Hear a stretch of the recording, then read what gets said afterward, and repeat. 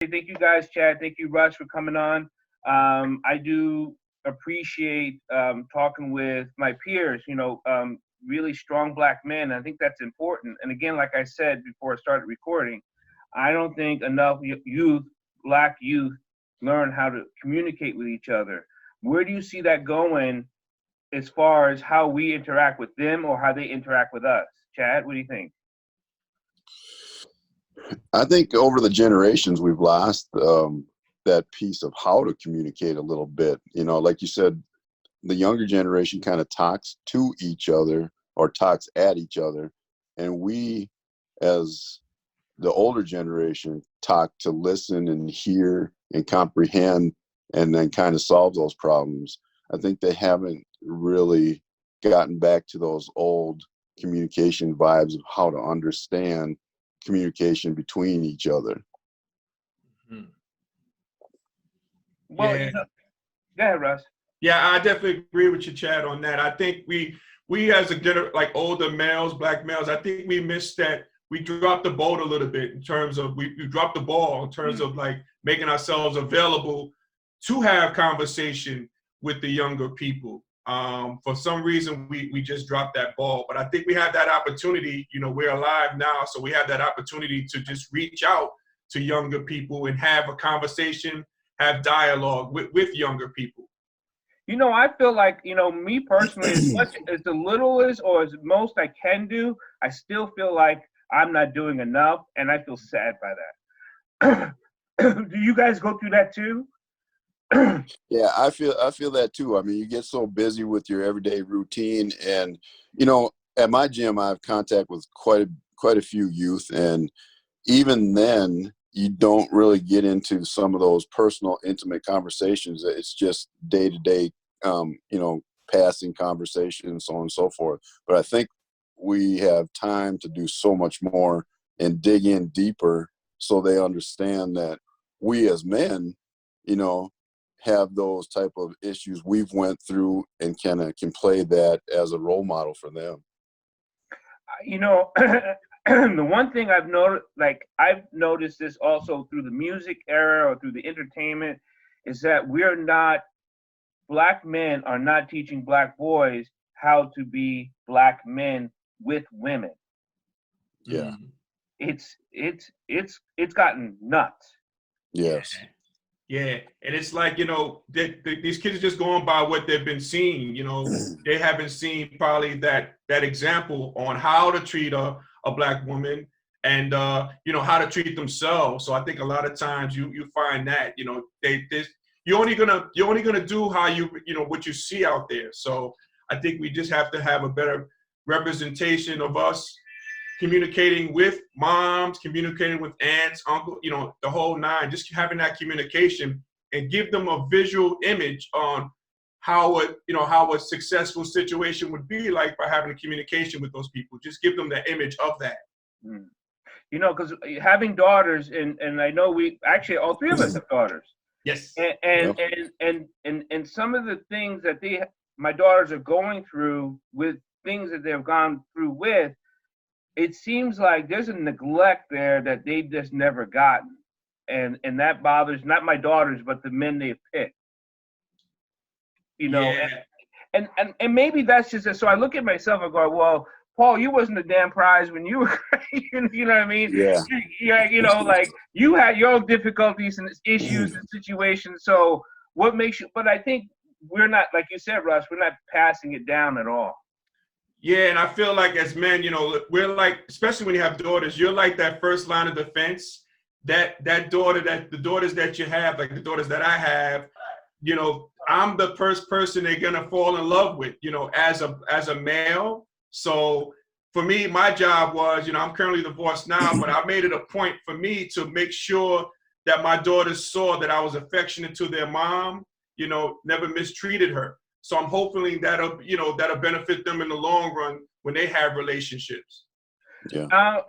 Everyone popped on. I want to introduce Mr. Webb to everyone. So say hello to Mr. Wesley Webb. Hey, Wesley. Hello, brothers. How you doing? Good. The conversation we're talking about is we've dropped the ball on teaching young black men how to be proper black boys to be black men, and how having daughters and seeing the relationship that there's a failure there that we've missed as adult black men.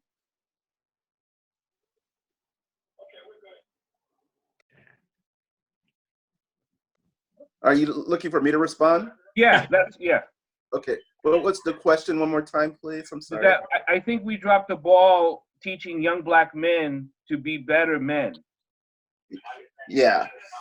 That is to a certain extent, I believe that to be true, you know, but the thing is, there's no time like the present to kind of start to go ahead and do a reset on those type of things. And, you know, like, you know, our motto, I'm sorry, hold on guys, getting some background noise. Like our motto is, what they see is what they'll be. So, you know, it's our intent to not only, you know, through mentoring, provide that example, but also show them all at the same time. And you have to just work it that way. And sometimes it takes only one person. And then from that one person, you know, it'll continue to build on upon that type of thing. And because these kids, you know, they can smell you're not being sincere. Yeah. And the thing is, it's most important is it's just to live that example, you know, with them. And not everyone, sometimes it's cut from that same cloth as far as philosophy wise and everything. And thankfully, like for what the 100's been doing is that, you know, we have a uniform training format, and, you know, our operation is national in scope. So everything that we're doing, we're always talking about it. So in some type of ways, we are actually kind of working in that same vein. So no matter where you would go in the country, if you're part of that organization and you're dealing with those kids, you know, we're all on the same playbook, you know, in that aspect. Hey, Wesley, you want to introduce what the program you're involved in, the 100 Black Men, because Chad in North Dakota and in Russ in New York, I know the 100 Black Men have a chapter in New York too. Yes, they do. Okay. That's, you know, that's where they were actually founded in.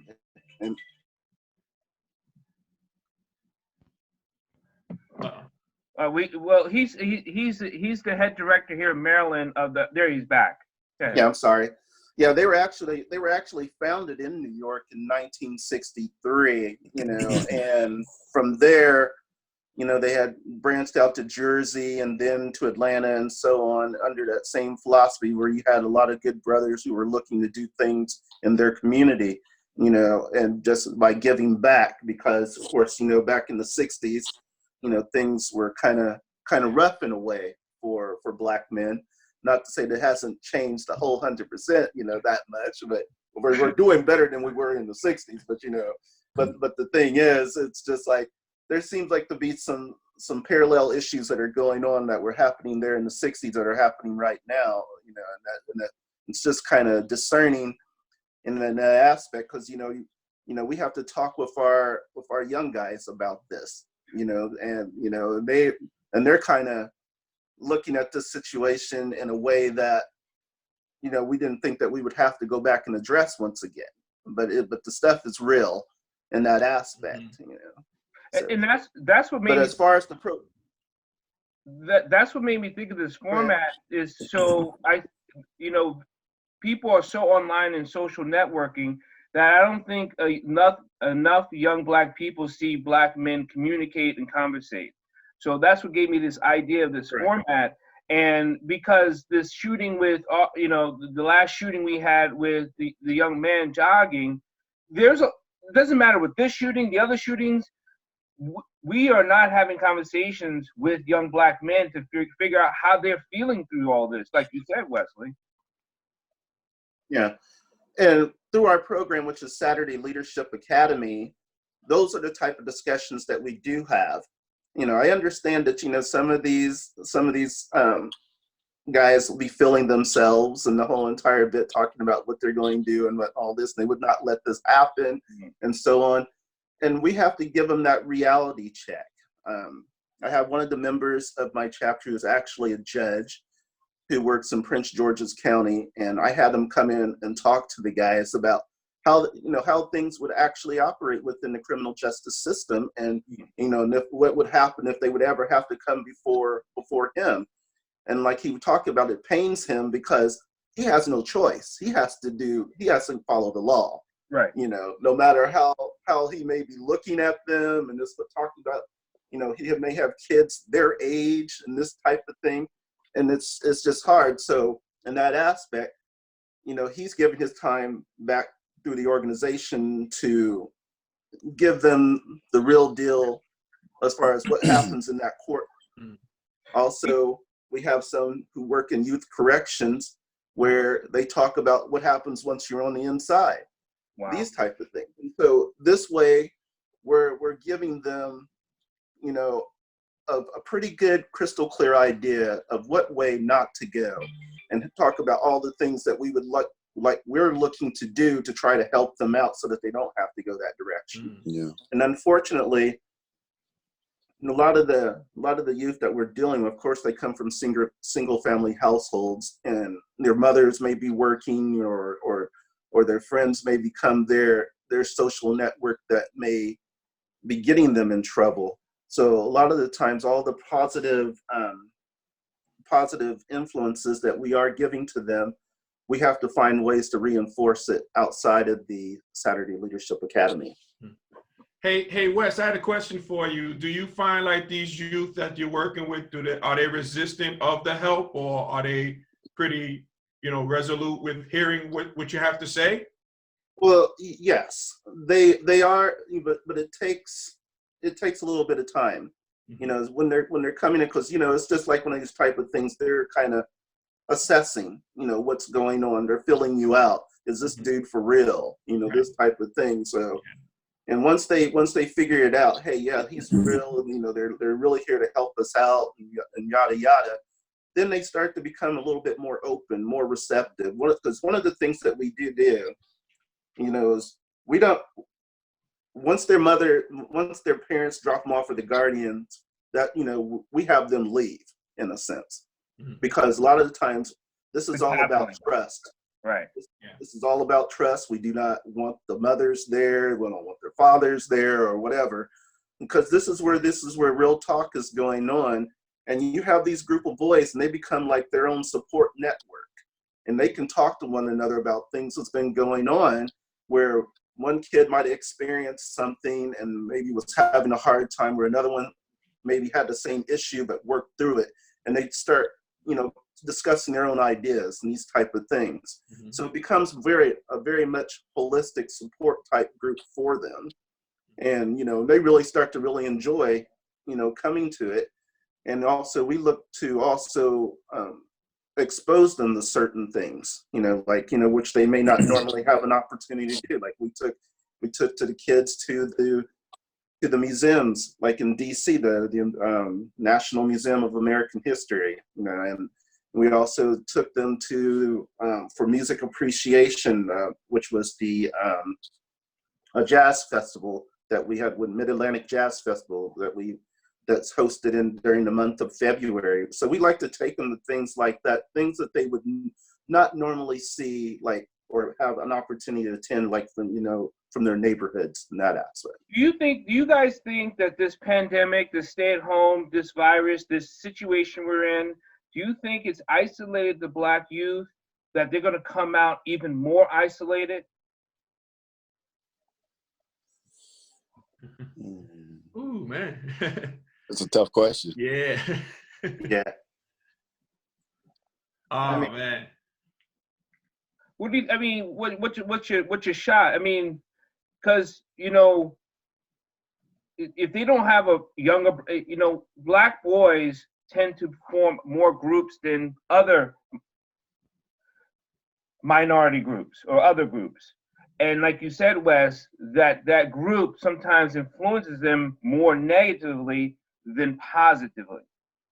So after this stay at home, are they looking to like take charge? It's like, because we all are looking for a direction to go. What's our new normal, right? After this, like, there's things we got to run and go get because we've lost so much. what do you think the youthful black boy is going to be like? I still don't have anywhere to go. Well, I think that's economic based in that aspect because, you know, you'll find the kids a lot of the time they would be at home just playing on their Xbox, you know, just kind of hanging inside the house anyway.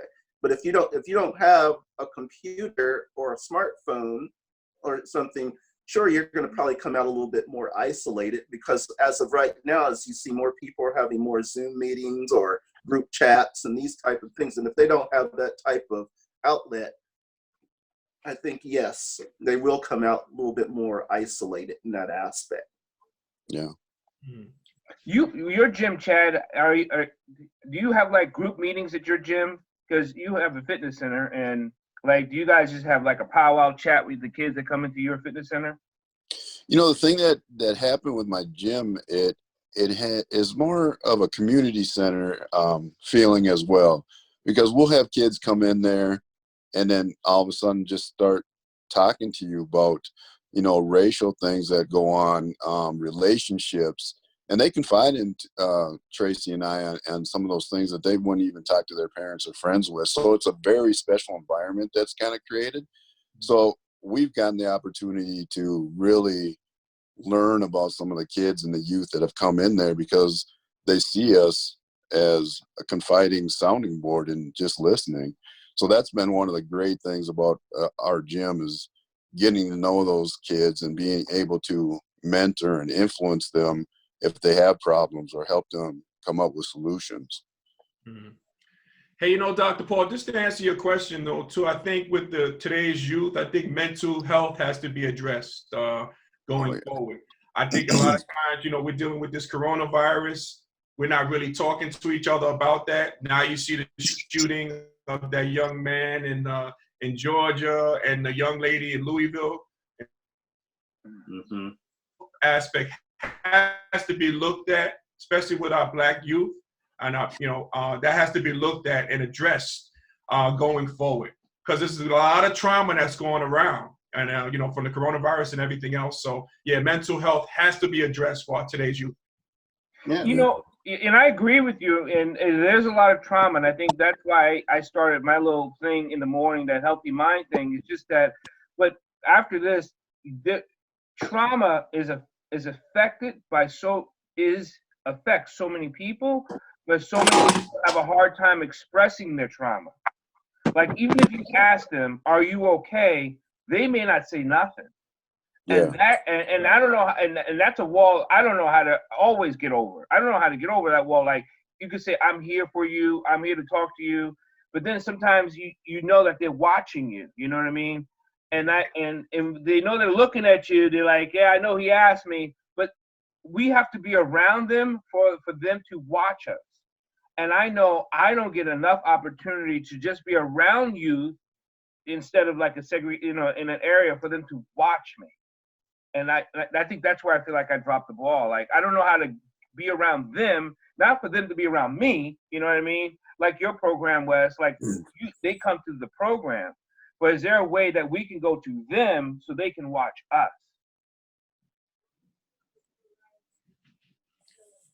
I would think there is a way, and the way is I would say engage them in school, you know, where they're at, Right. you know, in that aspect. You know, one of the things is, which we had started was a suspension intervention program, you know, where we started working with one particular school in Baltimore where there seemed like young Black males were being suspended at a higher rate than it need be. So if there was going to be some type of suspension, rather than suspend them from school, we have them become a part of the Saturday Leadership Academy. And, you know, we met with the school officials, and that's keeping them in school. But in that way, also, they gave us an opportunity to have an in with the school so we can go there and actually just see how the students are actually being, you know, in that environment and all. And so I think it works that way, where they will actually see us doing something in a very public forum versus just coming into to the Saturday Leadership Academy itself, and also gives us an opportunity to show the parents, that we are sincere about, what we're looking to do, for their young men in that aspect. I know I have worked with an after-school program, and most of the kids that were in the program for the after-school program were mostly Black kids. And that was my opportunity to be with them. And then, again, like you said, Chad, our lives gets in the way, and then all of a sudden it removed me from that after-school program because I was doing other things, and that's what made me feel like, man, how can I do both? You know what I mean? Yeah. I think one thing that we talk about with the kids not being able to open up to us as men is we have to show them that we can be vulnerable too. So a lot of times they see us in an environment, they'll see me in the gym being, macho, manly, or whatever you want to call it, but they have to see you have that vulnerability so that they're able to be trusting and open up too. So a lot of times if they see me talking to Tracy or little kids or things like that, they'll see a different side of me that they start to get that form of trust and say, Chad's not just always hype and in this mode or that mode. They see you as comforting and somewhere to go to for help. So that vulnerability aspect to help them open up is a big piece, because a lot of kids, they don't want to open up, and us, when we grew up, we wanted to be tough, macho, and really didn't want to share our feelings. And it took a while for us to review those things and figure out how to open up and be open to our wives and our kids and those things from the experiences we had.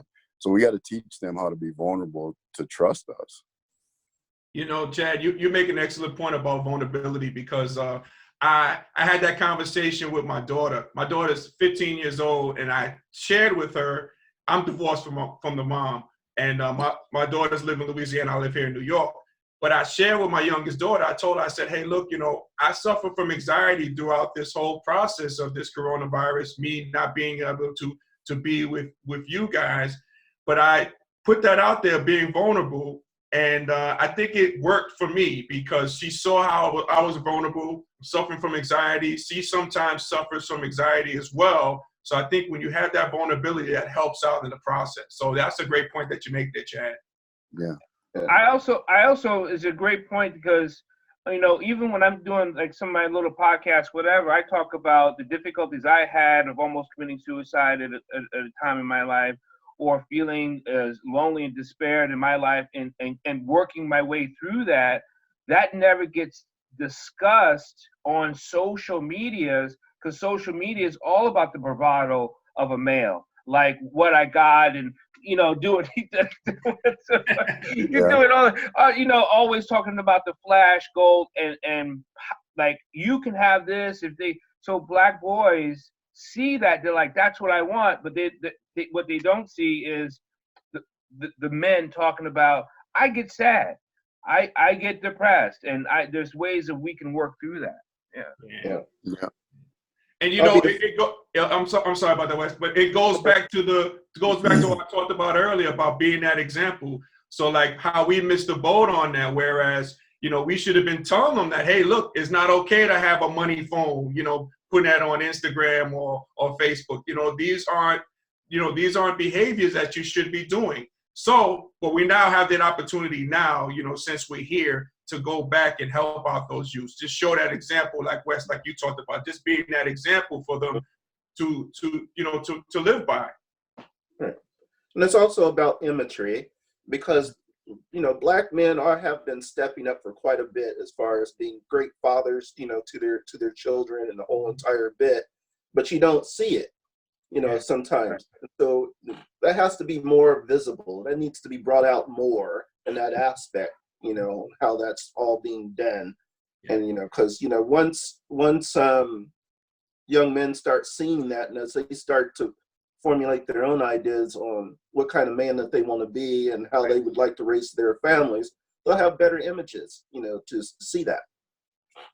And I think, I mean, I was so blessed that, you guys are wanting to do this and have this forum, because I want young black boys, or even other men, see that we can have a conversation about being vulnerable, about what we are going through and how we are going through it, and how we want to care and serve our communities and our families and our friends.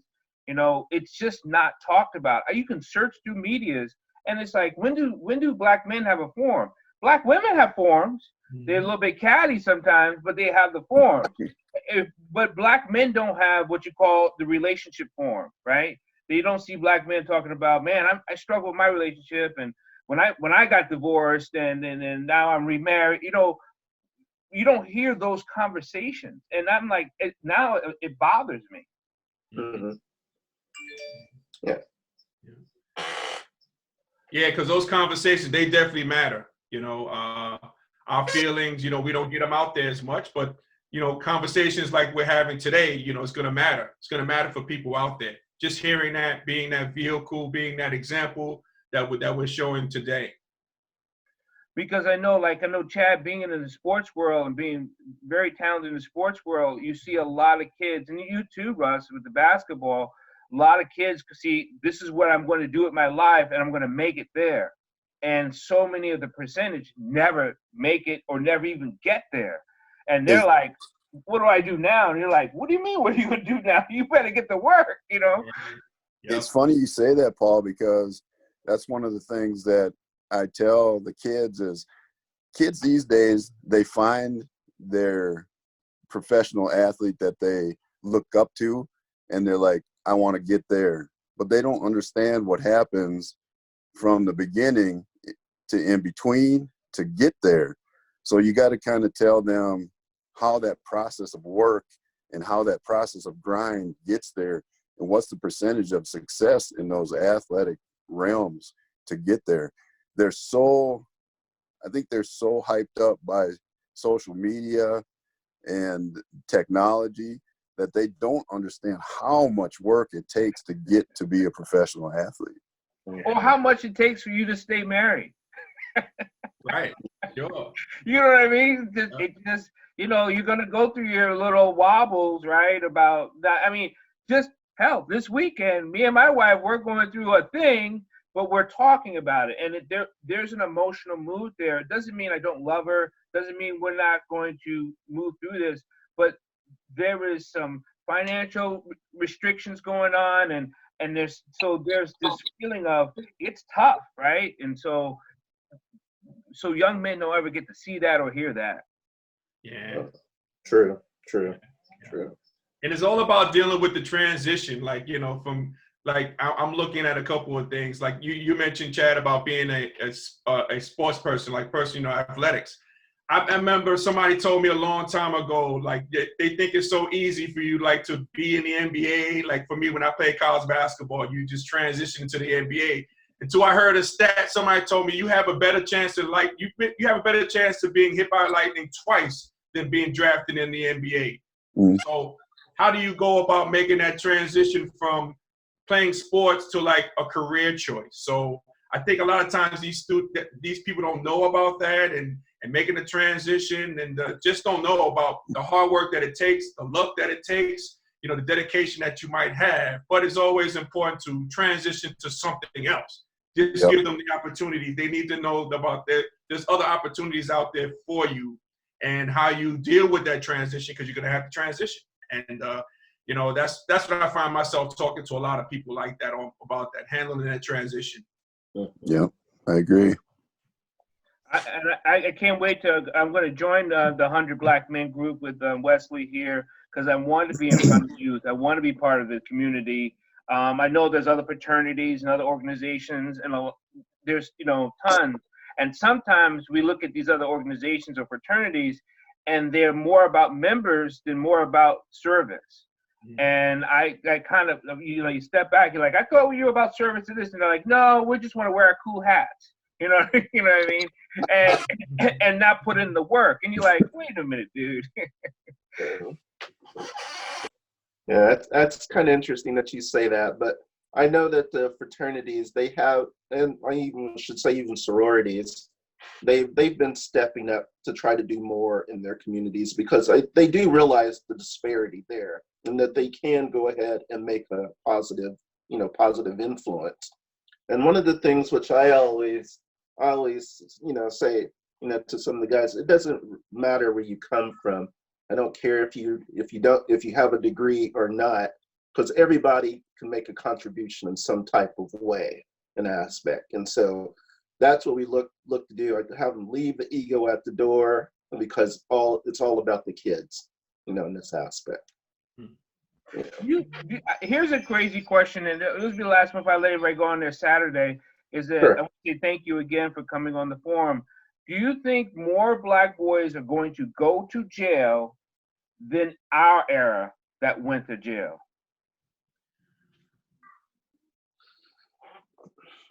Yeah. Tough one.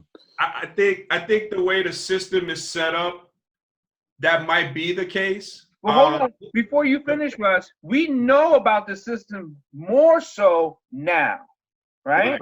Right. Even young Black boys know of the system and how it's curtailed for them now. When we were growing up in the 70s or the 80s, we didn't know that they were actually had systems in place to really kind of drive you into prison, or you know what I mean? Like, but it's been outspoken now. Right. So you still think that's possible that young boys are going to go that way even more so than we? Well, I think we can prevent that, because by having, like, reaching out like we're doing now, reaching out to these youths and explaining to them, like, hey, look, this system is stacked against you. Me as a person who has lived a life, I see that. So to prevent you from doing that, I'm going to probably give you some conversations, give you some quote unquote game about how you can prevent this, and this by having dialogue and conversation. But it's going to be up to us to reach out to them, because they're not going to reach out to us. It's going to be us. It's going to have giving us the opportunity to reach out to them to explain how the cards are stacked against you. They know this, but hearing it from somebody who's possibly been through it, that might make a difference. So we have an opportunity to help them in this matter. Right. And when they do stumble, we'd be there to help pick them up.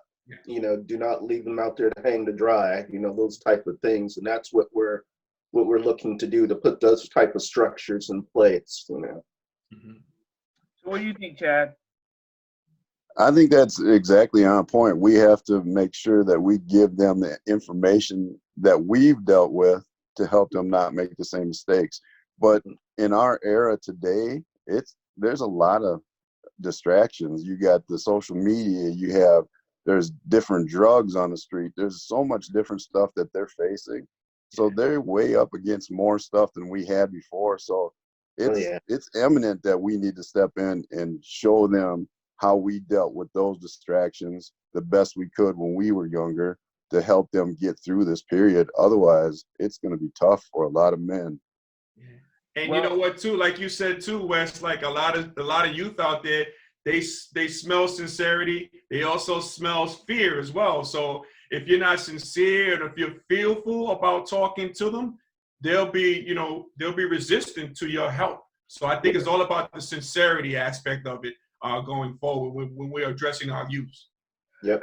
I think, Wes, like you said, when you develop that relationship with that school, I think maybe some of us who want to do more mentoring, I know, Chad, you have that availability down where you are to be associated with a school and their sports teams and their athletic teams.